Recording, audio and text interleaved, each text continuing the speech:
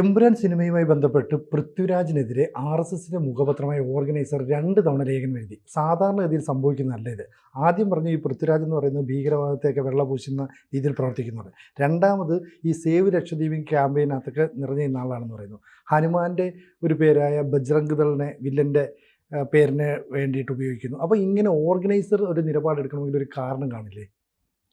അല്ല, ഇത് പൃഥ്വിരാജ് സംഘപരിവാറിൻ്റെ ഫയറിംഗ് റേഞ്ചിൽ വന്നിട്ട് കുറേ കാലമായി. അത് സേവ് ലക്ഷദ്വീപ് മുതൽ തുടങ്ങിയതാണ്. വാസ്തവത്തിൽ ഒരു സിനിമാ നടന് ആവശ്യമില്ലാത്തൊരു പണിയായിരുന്നു പൃഥ്വിരാജ് അന്ന് ചെയ്തത്, സേവ് ലക്ഷദ്വീപ്. ഇപ്പോൾ സേവ് ലക്ഷദ്വീപ് എന്നുള്ള മുദ്രാവാക്യം ന്യായമാണെങ്കിൽ തന്നെ ഒരു സിനിമാ നടന് അതിൽ തലവെച്ചുകൂടാ. കാരണം അതിനകത്ത് പൊളിറ്റിക്സ് ഉണ്ട്. തീർത്തും ഒരു ഹ്യൂമൻ ഇഷ്യൂ അല്ല അത്. ഇപ്പോൾ മുണ്ടക്കൈ ചൂരൽമല ദുരന്തത്തിൽ ഒരു സിനിമാ നടൻ ഇടപെടുന്നതും ലക്ഷദ്വീപിൻ്റെ കാര്യത്തിൽ ഇടപെടുന്നതും തമ്മിൽ വ്യത്യാസമുണ്ട്. മറ്റതൊരു ഹ്യൂമൻ ഇഷ്യൂ ആണ്. മലയിടിഞ്ഞു, ദുരന്തമുണ്ടായി. അപ്പോൾ അതിലെല്ലാവരും ഏകാഭിപ്രായക്കാരാണ്. അവരെ സഹായിക്കണം, അതിന് ക്യാമ്പയിൻ ചെയ്യണം, അതിലൊന്നും തെറ്റില്ല. മറ്റത് അങ്ങനെയല്ല. You are hitting your head against the administration. അപ്പോൾ അത് സൂക്ഷിച്ച് വേണം ചെയ്യാൻ. കാരണം ഹൈലി പോളറൈസ്ഡ് ആയിട്ടുള്ളൊരു ഏരിയയാണ്. പൃഥ്വിരാജിന് വ്യക്തി സ്വാതന്ത്ര്യമില്ല, തീർച്ചയായിട്ടും ഉണ്ട്. സേവ് ലക്ഷദ്വീപ് നടത്താനോ ഡിസ്ട്രോയ് ഇന്ത്യ എന്ന് പറയാനോ ഒക്കെ സ്വാതന്ത്ര്യമുണ്ട് പൃഥ്വിരാജിന്. പക്ഷേ അതിൻ്റെ കോൺസിക്വൻസസ് അനുഭവിക്കേണ്ടി വരും. അനന്തരഫലങ്ങളും അനുഭവിക്കാൻ തയ്യാറുള്ളവർ വേണം ഈ രാഷ്ട്രീയം എന്ന അസാമാന്യമായ ചൂടുള്ള അടുക്കളയിലേക്ക് കയറാൻ. അപ്പോൾ അവിടെ കയറിയ സ്ഥിതിക്ക് പുള്ളിക്ക് ഒരു വിഭാഗത്തിൻ്റെ ഗുഡ് വില്ല് കിട്ടി, മറ്റൊരു വലിയ വിഭാഗത്തിൻ്റെ ഗുഡ് വില്ല് നഷ്ടപ്പെടുകയും ചെയ്തു. അപ്പോൾ എന്നാലും പൃഥ്വിരാജ് നിർത്തിയില്ല. അദ്ദേഹം അത് തുടർന്നുകൊണ്ടിരുന്നു. CAA വിഷയത്തിലും ഒക്കെ അദ്ദേഹത്തിൻ്റെ ഇടപെടലുണ്ടായി. അവിടെ ഇവിടെയൊക്കെ ആയിട്ട് പ്രത്യക്ഷമായിട്ട് സമരത്തിനൊന്നും ഇറങ്ങിയില്ലെങ്കിലും അദ്ദേഹത്തിൻ്റെ സിമ്പതി അവരുടെ കൂടെയായിരുന്നു. So Prithviraj is anti government of India, anti Sangh Parivar എന്നുള്ള കാര്യം സംഘപരിവാറിന് ഉറപ്പായി. പൃഥ്വിരാജിന് വേണമെങ്കിലും മാറ്റി പറയാൻ ശ്രമിക്കുകയൊക്കെ ചെയ്യാം. ബട്ട് ഇപ്പുറത്ത് അവർ ഒരു സ്റ്റാൻഡ് എടുത്തു. ആ സ്റ്റാൻഡിൻ്റെ തുടർച്ചയായിട്ടാണ് ഇപ്പോൾ ഈ പോയിൻ്റ് കിട്ടിയപ്പോൾ അവരത് സമർത്ഥമായിട്ട് ഉപയോഗിക്കുന്നു. അവരുപയോഗിക്കുന്നത് അവരുടെ ഭാഗത്തു നിന്നൊരു മെറിറ്റ് അതിനകത്തുണ്ട്. ഇത്തരം വിവാദ വിഷയം സിനിമയ്ക്ക് തിരഞ്ഞെടുക്കുമ്പോൾ പൃഥ്വിരാജ് വളരെ കെയർഫുള്ളാകണമായിരുന്നു. അത് കെയർഫുള്ളാണോ എന്ന് ചോദിച്ചാൽ തീർച്ചയായിട്ടും അദ്ദേഹം കെയർഫുള്ളാണ്. അദ്ദേഹത്തിൻ്റെ ഭാഗം ആണ് അദ്ദേഹം അതിൽ അവതരിപ്പിച്ചിരിക്കുന്നത്. സ്വാഭാവികമായിട്ടും സംഘപരിവാറിന് ക്ഷുഭിതരായി. ഇതാണ് സംഭവിച്ചത്. അപ്പോൾ അത് ആക്രമിക്കുമ്പോൾ 1, 2, 3 ലേഖനങ്ങൾ കൊണ്ട്, ഞാൻ കേട്ടത് 3 ലേഖനങ്ങൾ ഓൺലൈനിൽ വന്നു എന്നാണ് ഓർഗനൈസറിൽ. അപ്പോൾ അത് എക്സ്പെക്റ്റഡ് ആണ്. ഈ കാര്യത്തിൽ എക്സ്പെക്റ്റഡ് ആണ്. അതിപ്പോൾ എങ്ങനെയാണെന്ന് വെച്ചാൽ പൃഥ്വിരാജ് ഹാൻഡിൽ ചെയ്യട്ടെ, അദ്ദേഹത്തിന് മൗനം കൊണ്ട് ഹാൻഡിൽ ചെയ്യാം, അതായിരിക്കും നല്ലത് എന്നെനിക്ക് തോന്നുന്നു.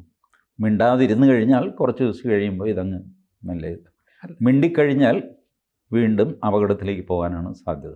അതല്ല, ഈ സിനിമയിലെ 17ഓളം രംഗങ്ങൾ വെട്ടിമാറ്റാം, ഞങ്ങൾ ഇതിൻ്റെ സിനിമയുടെ അണിയറ പ്രവർത്തകർ ഒന്നിച്ചെടുത്ത തീരുമാനമാണെന്ന് പറഞ്ഞു. അതിനുശേഷവും ഓർഗനൈസർ ഒരു ലേഖനം പൃഥ്വിക്കെതിരെ അച്ചടിച്ചു വന്നു, അല്ലെങ്കിൽ പ്രസിദ്ധീകരിച്ചിട്ടുണ്ടെങ്കിൽ അപ്പോൾ അവർ കൃത്യമായിട്ട് ചില പ്ലാനിങ്ങുകൾ നടക്കുന്നുവെന്ന് പൃഥ്വി മനസ്സിലാക്കി. ഈ കട്ട് ചെയ്തിട്ടൊന്നും നിങ്ങൾക്ക് ഒരു സിനിമയുടെ പ്രമേയം മാറ്റാൻ സാധ്യമല്ല. ആ സിനിമയ്ക്കൊരു സന്ദേശമുണ്ട്. അതെ, ആ സന്ദേശം അതുപോലെ നിലനിൽക്കും. ആ സന്ദേശത്തിൻ്റെ മൂർച്ച കുറയ്ക്കാൻ ഒരു പക്ഷേ നിങ്ങൾക്ക് പറ്റും. ഇപ്പോൾ ബജറംഗി എന്നു പേരുള്ള ആൾ, അയാളുടെ പേര് തങ്കപ്പൻ നായർ എന്നാക്കി മാറ്റി. എന്താ പ്രയോജനം അതുകൊണ്ട്? പ്രവൃത്തി അത് തന്നെയല്ലേ? അതെ, മെസ്സേജ് അത് തന്നെയല്ലേ? പേരെന്തായാലും എന്താ? പിന്നെ ആ ഗർഭിണിയെ ശൂലം കൊണ്ട് കുത്തുന്നത് മാറ്റിയിട്ട് കട്ടപ്പാര കൊണ്ട് കുത്തുന്നതാക്കി മാറ്റി. എന്താ പ്രയോജനം അതുകൊണ്ട്? അല്ലെങ്കിൽ കുത്തുന്നത് തന്നെ, ആ ഒരു സീൻ എടുത്ത് കളഞ്ഞു. അതുകൊണ്ടൊന്നും സിനിമയുടെ മെസ്സേജ് ഇല്ലാതാകുന്നില്ല. Message will go. മെസ്സേജിൻ്റെ ഷാർപ്പ്നെസ് ഒരു പക്ഷേ നിങ്ങൾക്ക് കുറയ്ക്കാൻ സാധിക്കും. എനിക്കറിയില്ല എവിടെയൊക്കെയാണ് അവർ കട്ട് ചെയ്യുന്നത് എന്താണ്. മാക്സിമം നിങ്ങൾക്ക് ചെയ്യാൻ സാധിക്കുന്നത് മെസ്സേജിൻ്റെ പഞ്ച് ഒന്ന് കുറയ്ക്കാൻ പറ്റും, ഇത്രയേ ഉള്ളൂ. അല്ലാതെ മെസ്സേജ് ഇല്ലാതാക്കാൻ പറ്റില്ല. മെസ്സേജ് ഇല്ലാതാക്കിയാൽ സിനിമ തന്നെ ഇല്ലാതെയാകും. ഈ ഒരു പ്രശ്നത്തിലാണ് എമ്പുരാൻ പോയി ചാടിയിരിക്കുന്നത്. അപ്പോൾ ഓർഗനൈസറിന് ഇത് വ്യക്തമാണ്. ഇവർ 17 170 കട്ട് വരുത്തിയാലും ശരി, മെസ്സേജ് വിൽ റിമെയിൻ സെയിം. അതുകൊണ്ട് they are continuing their attack. പക്ഷേ ഇതുകൊണ്ട് ഈ പ്രശ്നം പരിഹരിക്കപ്പെടുന്നുണ്ടോ? കാരണം ഇപ്പം കേന്ദ്രത്തിൻ്റെ ഉൾപ്പെടെയുള്ള നേതൃത്വത്തിൻ്റെയൊക്കെ ഒരു കണ്ണിലേക്ക് ഈ പൃഥ്വിരാജും എമ്പുരാൻ സിനിമയും വന്നിട്ടുണ്ട്. കാരണം ഇവർ പ്ലാൻ ചെയ്തപ്പോൾ ഒന്നുമില്ല. അങ്ങനല്ലേ? അല്ലേ, ഈ സിനിമയിലെ തീവ്രവാദ സംഘത്തിൻ്റെ തലവൻ്റെ ഒരു പേരാണ് പൃഥ്വിരാജ് ഇട്ടേക്കുന്നത്. ഇതൊക്കെ പ്ലാൻഡ് ആയിരിക്കില്ലേ? അത് പ്ലാൻഡ് ആയിരിക്കാം.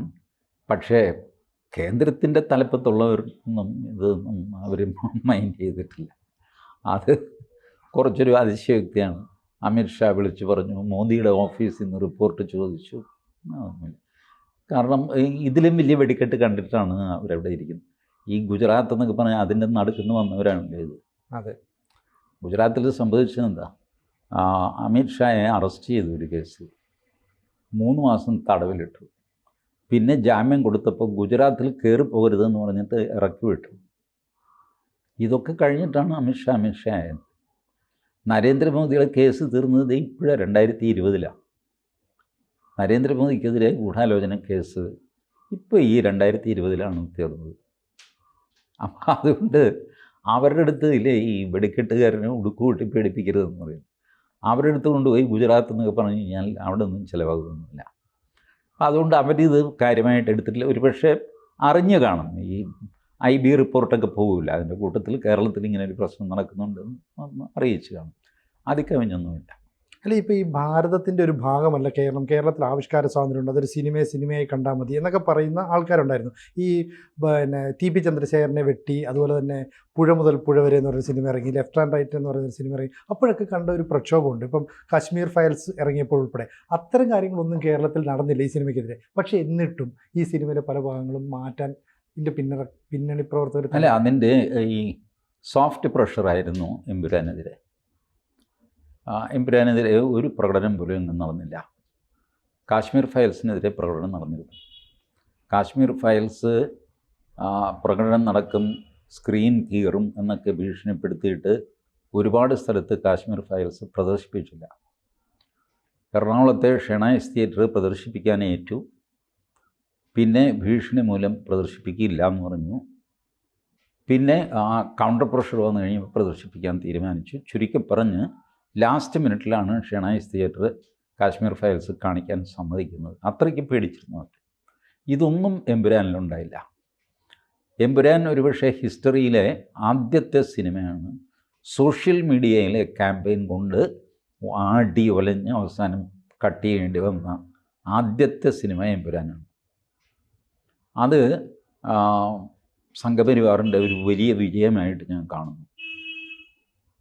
കാരണം അവർ തെരുവിലിറങ്ങിയില്ല, ഭീഷണിപ്പെടുത്തിയില്ല, ജാഥ നടത്തിയില്ല, തിയേറ്ററിൽ സത്യാഗ്രഹം ചെയ്തില്ല, ഒന്നും ചെയ്തില്ല.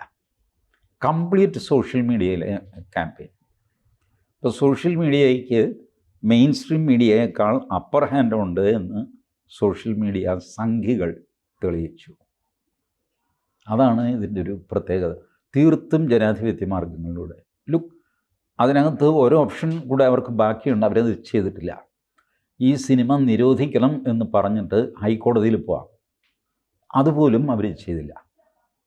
ഹൈക്കോടതി അനുവദിക്കുമോ ഇല്ല എന്നുള്ളത് വേറെ കാര്യം. ബട്ട് നിങ്ങൾക്കൊരു ഹർജിയുമായിട്ട് പോകാം, അതും അവർ ചെയ്തില്ല. പ്യുവർലി സോഷ്യൽ മീഡിയയിൽ മാത്രം നിന്നുകൊണ്ട്. ഓർഗനൈസറിൻ്റെ ഓൺലൈൻ ലേഖനങ്ങളാണ് ഇപ്പോൾ ഈ വരുന്നത്. ഓർഗനൈസർ ആഴ്ചയിലൊരിക്കൽ ഇറങ്ങുന്നത്, വീക്കിലിയാണ്. അത് പ്രിൻറ്റഡ് എഡിഷൻ നമ്മുടെ കയ്യിൽ കിട്ടുമ്പോൾ ഇനി ഒരു 10 ദിവസം കഴിയും. ബട്ട് ഓൺലൈനിൽ വന്നു കഴിഞ്ഞപ്പോൾ തന്നെ അത് വാർത്തയാകുകയും പ്രശ്നമാകുകയും ചെയ്തു. So social media is the force which can turn the tide എന്ന് ആദ്യമായിട്ട് സംഘപരിവാർ തെളിയിച്ചു. വേറെ ഒരാൾക്കും ഇത് സാധിച്ചിട്ടില്ല. ഇസ്ലാമിക ശക്തികളാണെങ്കിലും കമ്മ്യൂണിസ്റ്റ് ശക്തികളാണെങ്കിലും, അവരാണല്ലോ മെയിൻ കേരളത്തിലെ 2 ശക്തികൾ. അവരവരുടെ കായബലം കൊണ്ടാണ് ഇത്തരം കാര്യങ്ങളൊക്കെ തടഞ്ഞിട്ടുള്ളത്. ബ്ലോക്ക് ചെയ്യുക, വണ്ടി പോകാൻ സമ്മതിക്കുക, തിയേറ്റർ തുറക്കാൻ സമ്മതിക്കാതിരിക്കുക, ഇങ്ങനെയൊക്കെ ചെയ്ത് അവസാനം പ്രശ്നമായി കഴിയുമ്പോൾ വേണ്ടപ്പ എന്ന് പറഞ്ഞിട്ട് ആൾക്കാർ ഉപേക്ഷിക്കുക. ഇങ്ങനെ ഹരാസ് ചെയ്താണ് അവർ നിർത്തുന്നത്. ഇവരതിന് പോയില്ല. ഇവർ ത്രൂ ഔട്ട് ഫേസ്ബുക്ക്, ട്വിറ്റർ ഇതുപോലൊക്കെയുള്ള പ്ലാറ്റ്ഫോം ഉപയോഗിച്ചിട്ടാണ് ഇതിനെ നേരിട്ടത്. അപ്പം അത് ജനാധിപത്യത്തിൻ്റെ ഒരു ഉജ്ജ്വല മാതൃകയാണ് എന്ന് ഞാൻ കരുതുന്നു.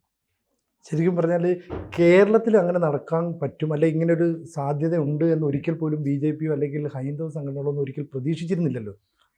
പ്രതീക്ഷിച്ചിരുന്നില്ല എന്നുള്ളത് ഒരു കാര്യം.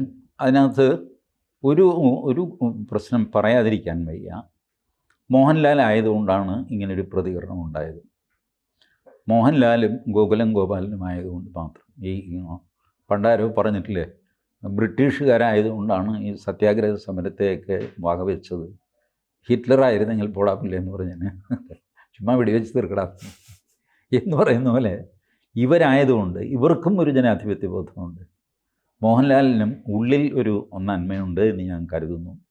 ഗോകുലം ഗോപാലനും അതുകൊണ്ട്. അപ്പോൾ ഇത്രയധികം പേരെ ഒഫൻഡ് ചെയ്തെങ്കിൽ നമുക്കത് മാറ്റാനല്ലേ. ഇത് പറയുന്നു. പൃഥ്വിരാജിനെ ഞാൻ ഒഴിവാക്കുന്നത് എന്താണെന്ന് വെച്ചാൽ, പൃഥ്വിരാജ് മോഹൻലാലിൻ്റെ ഫേസ്ബുക്ക് പോസ്റ്റ് ഷെയർ ചെയ്തു, പക്ഷെ ഒന്നും എഴുതിയിട്ടില്ല. ഒന്നും എഴുതാതെ നിങ്ങൾ ഷെയർ ചെയ്യുമ്പോൾ അതിനെന്തർത്ഥമാകാം? സിനിജിയുടെ ഒരു പോസ്റ്റ് ഞാൻ ഷെയർ ചെയ്യുന്നു. എന്നോട് ചോദിക്കുന്നത് എന്താ ഷെയർ ചെയ്ത്? ഞാൻ പറഞ്ഞു, കണ്ടില്ലേ എന്തും മണ്ടത്തരാണെങ്കിൽ കാണിച്ചു വെച്ചിരിക്കുന്നത്, നിങ്ങളെ കാണിക്കാനായിട്ടാണ് ഞാൻ ഷെയർ ചെയ്തത്. വേറൊരാൾ ചോദിക്കുന്നത് എന്ത് പറയുന്നുണ്ട്, ഞാൻ സിനിജിയുടെ കൂടെ ഇല്ലേ, ഞാനല്ലേ ഫസ്റ്റ് ഷെയർ ചെയ്തത്. രണ്ട് രീതിയിലും പറയാം. അതാണ് പൃഥ്വിരാജ് കാണിച്ച ഒരു കുസൃതി. അങ്ങനെയൊന്നും ചെയ്യാൻ പാടില്ല. ആൻ്റണി പെരുമ്പാവൂരും അത് തന്നെ ചെയ്തു. When you share a post, it doesn't mean anything or it means everything unless you write something. Antony പെരുമ്പാവൂരിൻ്റെ പ്രൊഡ്യൂസേഴ്സ് സമരം ചെയ്യും എന്നൊക്കെ പറഞ്ഞിട്ട് സുരേഷ് കുമാറൊക്കെ ഒരു പത്രസമ്മേളനം നടത്തി കഴിഞ്ഞപ്പോൾ ആൻ്റണി പെരുമ്പാവൂർ ഒരു ഫേസ്ബുക്ക് പോസ്റ്റ് ഇട്ടു അവരെ എതിർത്തുകൊണ്ട്. അത് ഷെയർ ചെയ്തു പൃഥ്വിരാജ്. അന്ന് പൃഥ്വിരാജിൻ്റെ മുകളിൽ എഴുതി, എല്ലാം ഓക്കെ അല്ലേ അണ്ണ, അങ്ങനെ എന്തോ ഒരു comment in support of the shared post. പക്ഷേ ഇതിലങ്ങനെയില്ല. ഇതിൽ ടു എൽ എംപുരാൻ എന്ന് മാത്രമേ എഴുതിയിട്ടുണ്ട്. What does it mean? It can mean anything. അതാണ് ഒരു മിസ്ചീഫ്. അതുകൊണ്ടാണ് ഞാൻ പൃഥ്വിരാജിന് ഈ കാര്യത്തിൽ സംശയത്തിന് ആനുകൂല്യം കൊടുക്കാത്തതും. ഗോകുലം ഗോപാലൻ ഒബിയസ്ലി പുള്ളിയാണ് ഇത് തുടങ്ങി വെച്ചത്. പുള്ളി പറഞ്ഞു, ഇങ്ങനെ വ്യാപകമായ പ്രതിഷേധമുണ്ട്, ആൾക്കാർക്ക് വിഷമമുണ്ടായിട്ടുണ്ട്, അപ്പോൾ അത് വേണ്ടത് നോക്കി ചെയ്യുമെന്ന് ഞാൻ ആ ടീമിനോട് പറഞ്ഞിട്ടുണ്ടെന്ന് പറഞ്ഞു. ഫസ്റ്റ് വെടി പൊട്ടിക്കുന്നത് ഗോകുലം ഗോപാലൻ തന്നെയാണ്. അപ്പോൾ അത് നമ്മൾ മാനിക്കണമല്ലോ. നിങ്ങൾ പ്രൊട്ടസ്റ്റ് ചെയ്യുമ്പോൾ ആ പ്രൊട്ടസ്റ്റ് മറ്റേ ആളിന് മനസ്സിലാകുന്നു എന്ന് പറയുന്നത് തന്നെ അയാളുടെ ഉള്ളിൽ ഒരു ജനാധിപത്യവാദി ഉള്ളതുകൊണ്ടാണ്. ഞാനിത് പറയുമ്പോൾ പലർക്കും പിടിക്കില്ല. സാമദ്രോഹികളായിട്ടാണ് ഇപ്പോൾ ഗോകുലം ഗോപാലിനെയും മോഹൻലാലിനെയൊക്കെ വെച്ചിരിക്കുന്നത്. ഇരിക്കട്ടെ, അത് കാലം തെളിയിക്കട്ടെ. ഞാൻ പറയുന്നത്, ഇത്തരം സമരമുറ, ഈ ക്യാമ്പയിൻ, സോഷ്യൽ മീഡിയ ക്യാമ്പയിൻ, അതിലൂടെ ഒരു മാനസികമായ ഒരു മാറ്റം, അല്ലെങ്കിൽ ഒന്ന് ഡിഫെൻസീവിലാകുകയെങ്കിലും ചെയ്യുന്നൊരു ക്യാരക്ടർ എന്ന് പറയുന്നത് അല്പം ജനാധിപത്യ ബോധമുള്ള ക്യാരക്ടറാണ്. അതും നമ്മൾ സമ്മതിക്കണമല്ലോ. കുറച്ചെങ്കിലും നന്മ എവിടെയെങ്കിലും അവശേഷിച്ചിട്ടുണ്ടെങ്കിൽ തീർച്ചയായിട്ടും അതിനെ നമ്മൾ കണക്ക് കൂട്ടരുത്. അതിനെ പിന്നെ അതും കൂടെ പുച്ഛിച്ച് തള്ളരുത്. അതുകൊണ്ടാണ് ഞാനിത് ഈ രണ്ട് ഭാഗവും പറയുന്നത്. അപ്പോൾ എന്തായാലും ചർച്ചകൾ ഇനിയും തുടരുമില്ല എന്നുള്ളത് നമുക്ക് കാത്തിരിക്കാം. കൂടുതൽ വാർത്തകളും വിശേഷങ്ങളും നിങ്ങളിലേക്ക് എത്താൻ ABC മലയാളം സബ്സ്ക്രൈബ് ചെയ്യുക, ബെൽ ബട്ടണും അമർത്തുക.